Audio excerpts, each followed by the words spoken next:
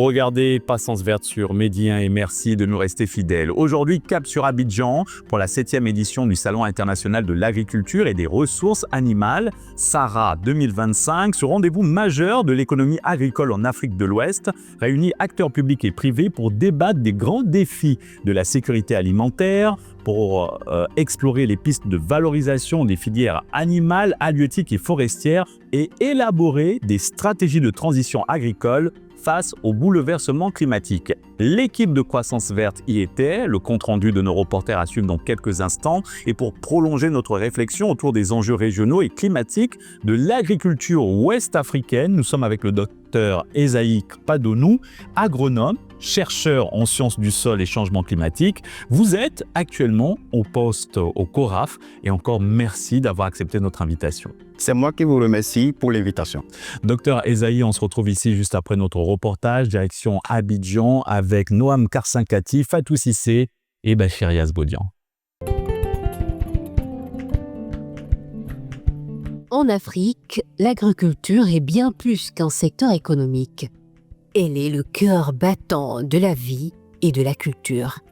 Mais aujourd'hui, ce cœur est fragilisé par les bouleversements climatiques. La Côte d'Ivoire dispose d'un potentiel agricole considérable, soutenu par l'abondance de ses ressources naturelles. Elle figure parmi les leaders mondiaux dans la production de plusieurs cultures de rente. Malgré ce potentiel remarquable, elle subit de plein fouet ces bouleversements climatiques. Face à cette réalité, une révolution silencieuse mais déterminée est en marche. La transition agricole. Une transition qui vise à garantir la souveraineté alimentaire et à bâtir la résilience dans des communautés rurales. Chers amis producteurs, vous pouvez être fiers de vous et de votre travail. Vous êtes de véritables champions. Car en effet, la Côte d'Ivoire n'est pas que championne d'Afrique de football. Grâce à vous, notre pays est aussi champion d'Afrique et même du monde dans bien de produits agricoles, dans la filière cacao et la filière anacarde. Malgré ces performances du secteur agricole, des défis restent à relever, notamment celui de la souveraineté alimentaire. Notre continent, malgré son immense richesse naturelle et sa biodiversité abondante, est confronté à des pressions considérables sur les systèmes alimentaires, à savoir la croissance démographique soutenue, l'urbanisation galopante, les impacts du changement climatique, les changements habituels alimentaires, les pertes post-récolte de plus de 30% dans certaines régions, et les chocs exogènes. Nous sommes à la 7e édition du Salon international de l'agriculture et des ressources animales, SARA. L'événement est devenu en quelques éditions le rendez-vous incontournable de l'économie agricole en Afrique de l'Ouest. Il met en lumière les défis et les solutions liées à la sécurité alimentaire, à la valorisation des ressources animales, halieutiques et forestières, ainsi qu'à la transition agricole face aux enjeux climatiques. Lors de cette édition, une journée a été consacrée à l'environnement.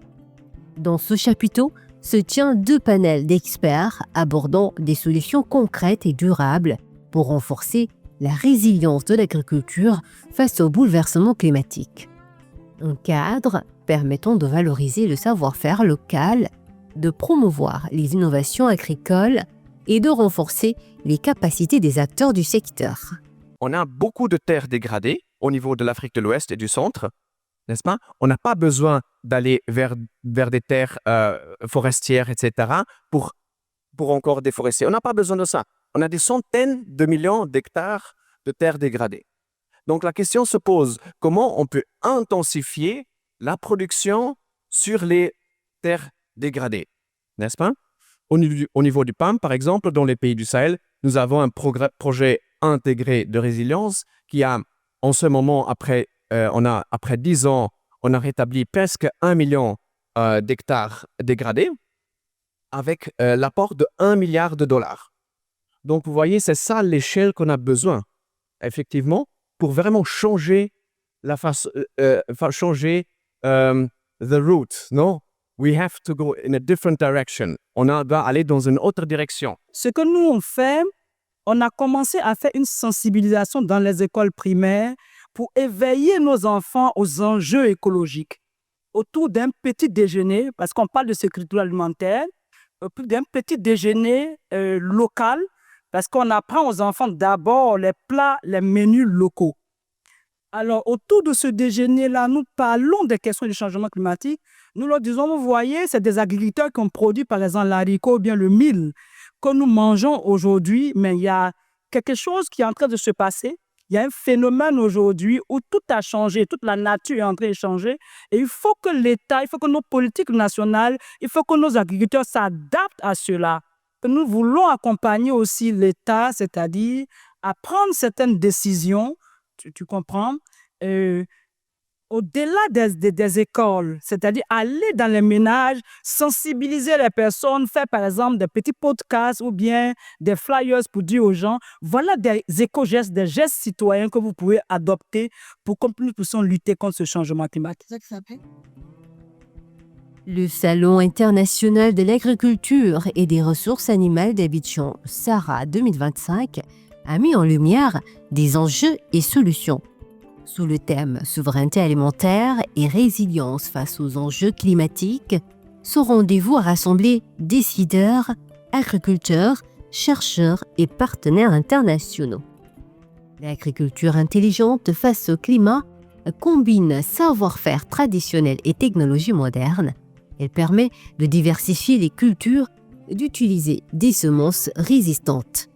Si on parle de couvert végétal de 30% et on introduit des espèces fertilisantes qui occupent de l'espace, ce qui se passe, c'est même au niveau macroéconomique, ça a un apport. Pourquoi?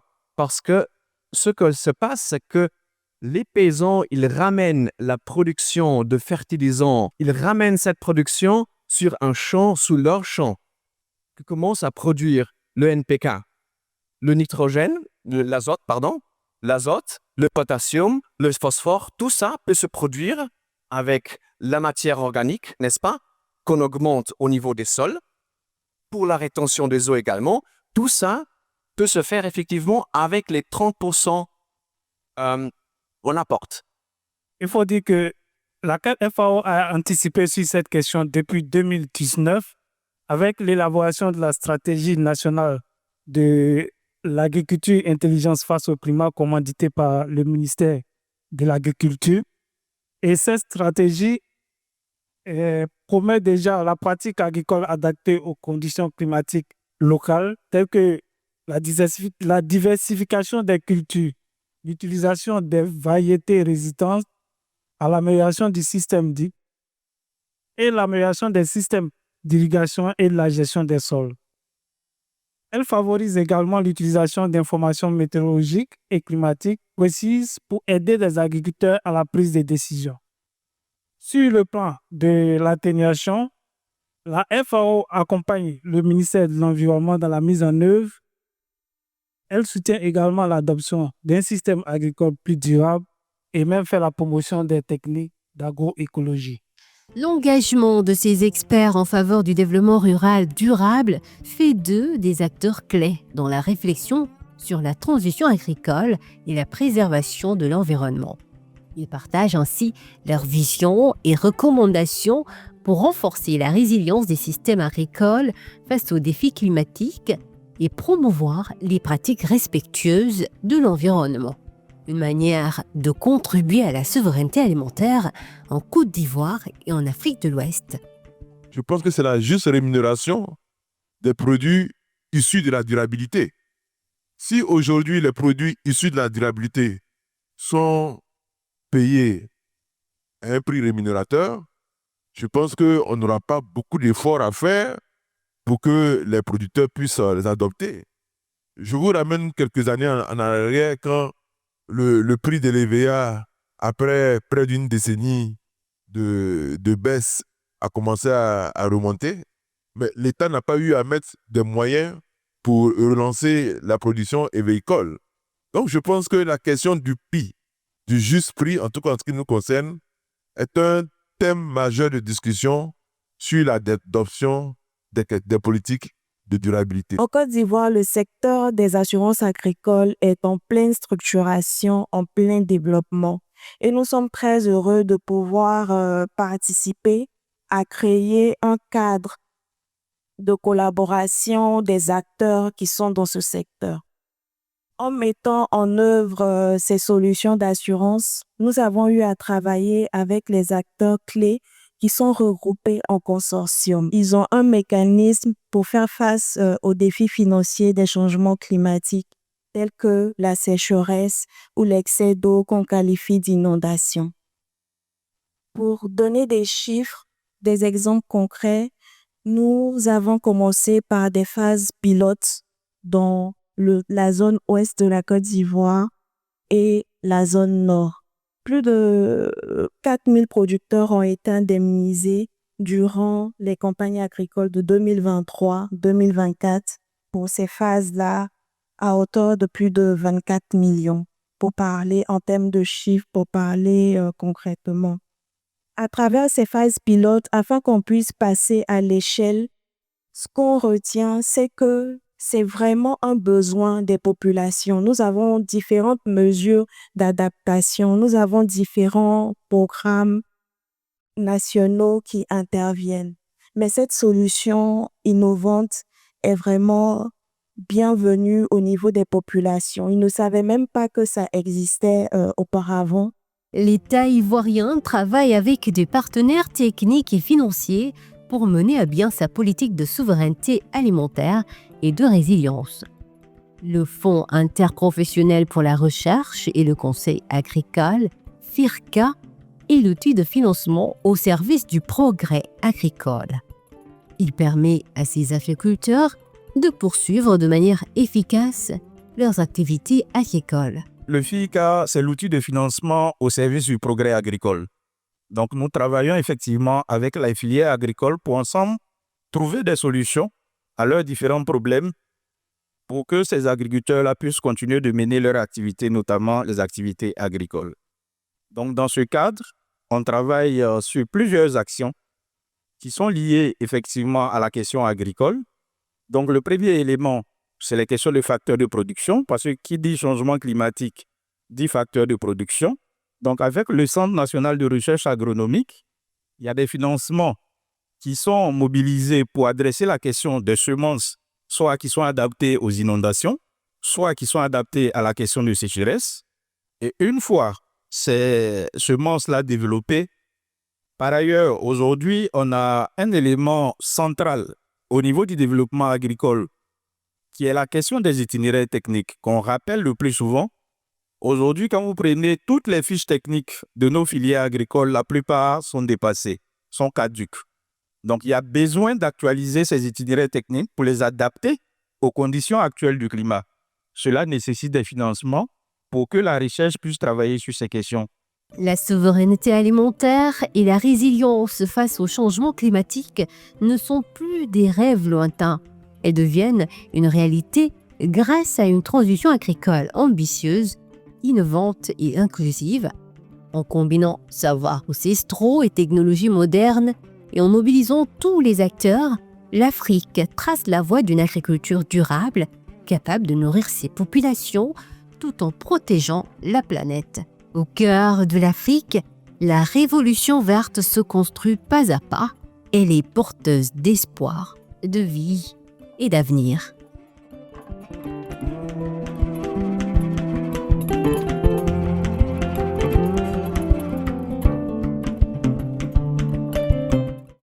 Et nous sommes de retour sur le plateau de Croissance Verte avec le docteur Essaï Kouadonou, agronome, chercheur en sciences du sol et changement climatique, actuellement en poste au CORAF.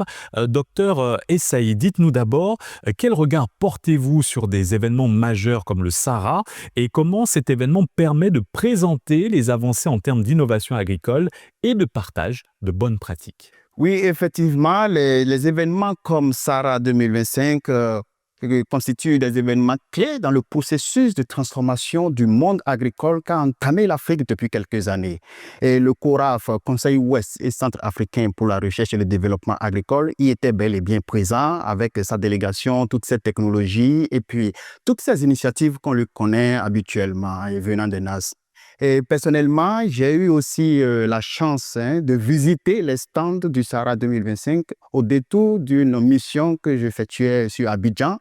Ce que j'ai vu était juste époustouflant. C'était extraordinaire. J'ai visité les stands, j'ai vu des technologies de pointe, et tant dans le domaine de production agricole, les systèmes d'irrigation, des drones pour faciliter le traitement des plants. Et j'ai vu des races animales améliorées vraiment de très bonnes factures. Et j'ai vu aussi, je dirais, des machines, des équipements de transformation agricole. Donc, pas non seulement la production, mais aussi la transformation agricole.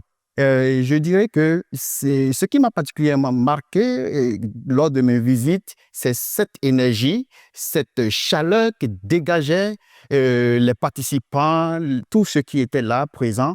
Et vous avez vu aussi dans le reportage l'engagement des partenaires, tant internationaux qu'au niveau régional. C'était ce qui m'a particulièrement marqué, et c'est un peu comme le MITA que le COAF organise chaque année.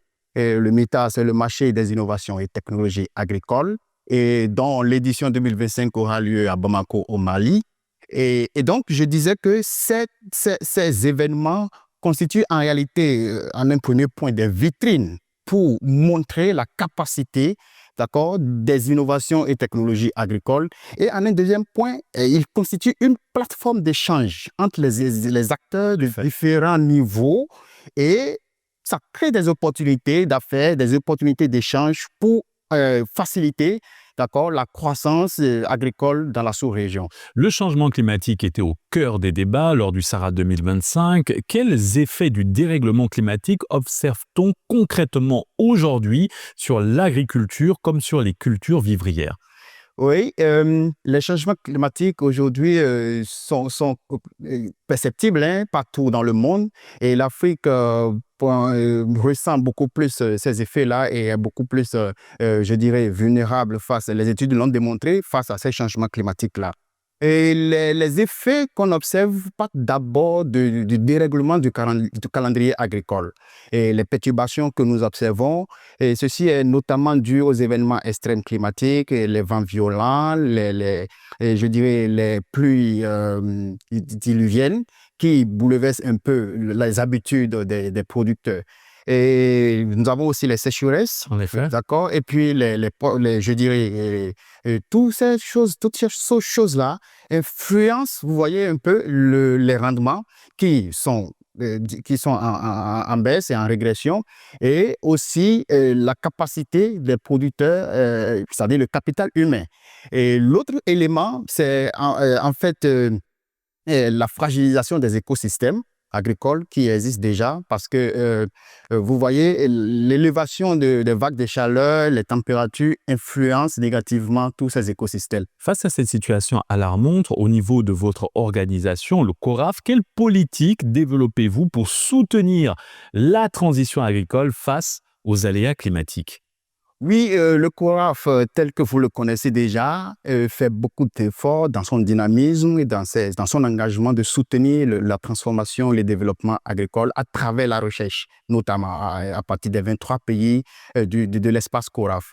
Ce que nous faisons, là déjà, nous essayons de faciliter, d'accord, les programmes de recherche agricole pour pouvoir sortir des technologies et des innovations de pointe, à même de répondre, voyez-vous, aux questions d'adaptation face au changement climatique. De façon pratique, je dirais, vous avez des variétés améliorées, résilientes aux effets des changements climatiques. Nous avons des technologies comme les machines agricoles qui facilitent le travail tant pour les femmes que pour les jeunes aussi au niveau des femmes. Et nous avons aussi des technologies de transformation agricole dont j'avais parlé tantôt. Et donc, Nous avons cet ensemble de technologies que nous sortons et nous les plaçons dans un dispositif de dissémination en utilisant différents mécanismes comme les plateformes d'innovation, comme les packs de technologie, comme les villages climato-intelligents. Et aussi, nous avons récemment mis en place un plan de riposte contre les maladies et ravageurs en Afrique de l'Ouest et du Centre. Et ce plan-là est maintenant opérationnel et ça va permettre d'anticiper sur les chocs futurs. Voilà, ouais, justement, en parlant d'anticipation, de prévention et de sensibilisation, quelles solutions d'adaptation peuvent permettre d'anticiper la menace que représente le dérèglement climatique, surtout pour les petits producteurs africains? Effectivement, Les grands producteurs, ils ont les moyens, ils savent anticiper, ils ont les ressources nécessaires pour protéger leurs terres. Mais les petits producteurs africains qui sont dans des zones rurales éloignées, en manque d'informations et de moyens, comment les aider à s'adapter et surtout, avant de s'adapter, anticiper cette menace? tout simple.